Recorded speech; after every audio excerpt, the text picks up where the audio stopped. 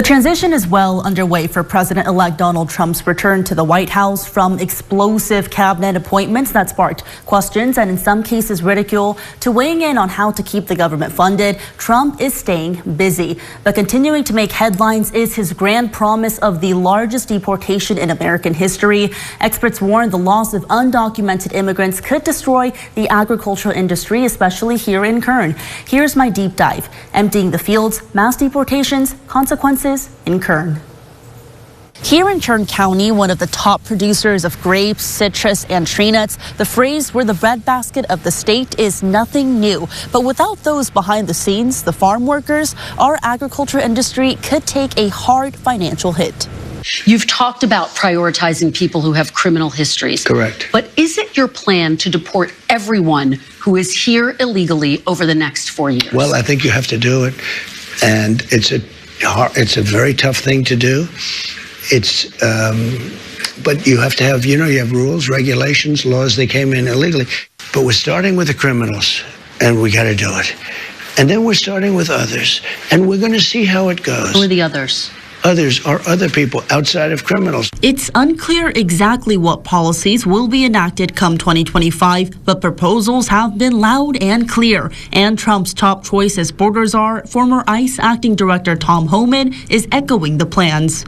I hear a lot of people say, the talk of a mass deportation is racist, it's threatening to the immigrant community. It's not threatening to the immigrant community. It should be threatening to the illegal immigrant community. Putting politics aside, local experts say the economic effects of losing immigrant, even just undocumented workers, are undeniable and huge.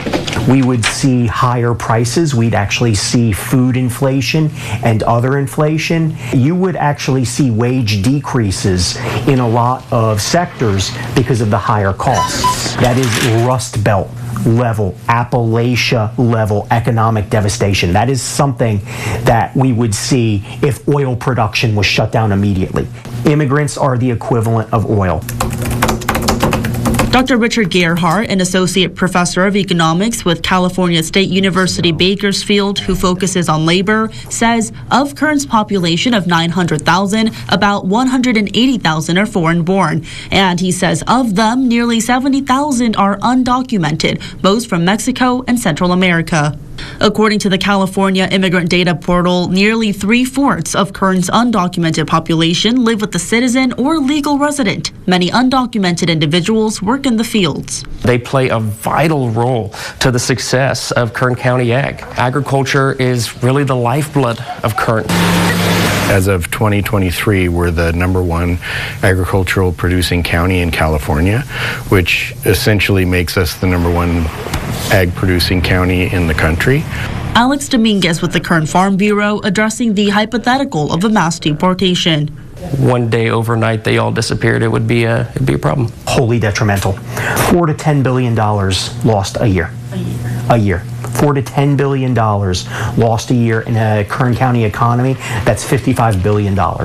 They do tend to follow the crop production and move up and down the entire Central Valley. So this negative economic impact isn't only going to be limited to Kern County's economy. Further breaking down the numbers, Gerhardt, also co-publisher and managing editor of the Kern Economic Journal, says about $8 billion per year can be lost in ag alone.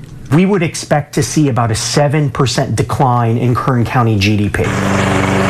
Housekeeping, landscaping, gardening services.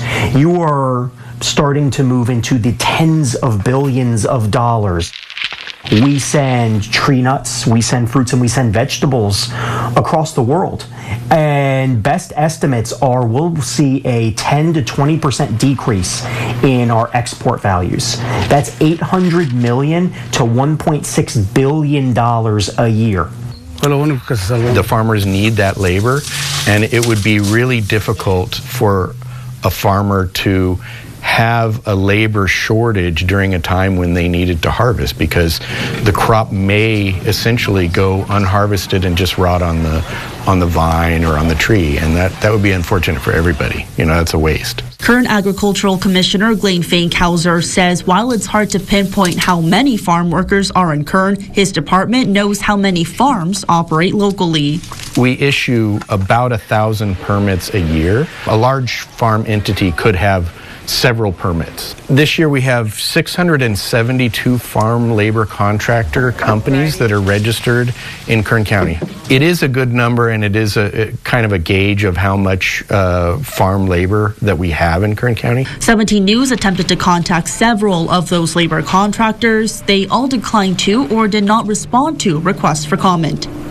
We have a need in Kern County for, essentially a year-round workforce.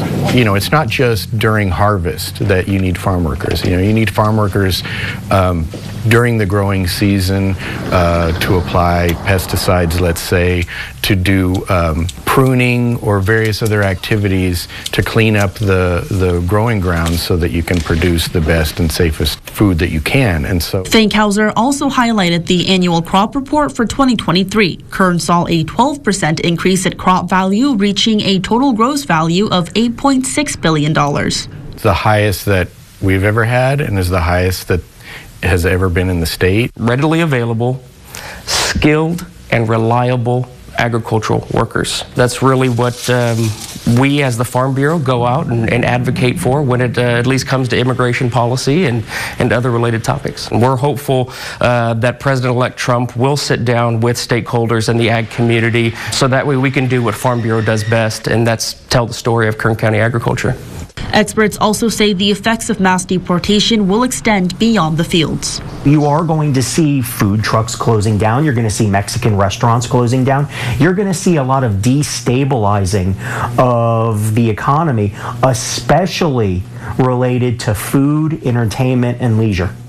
Borders Czar Tom Homan recently noting the incoming administration will arrest, detain, and remove millions of illegal immigrants. And Homan says in sanctuary cities and states like California, collateral arrests will be common. Collateral arrests, meaning individuals, regardless of whether they were the initial target, are detained during ICE sweeps. And sanctuary areas, meaning ICE cannot transfer illegal immigrants from local and state police jails to federal custody. Jenny Hutt, 17 News.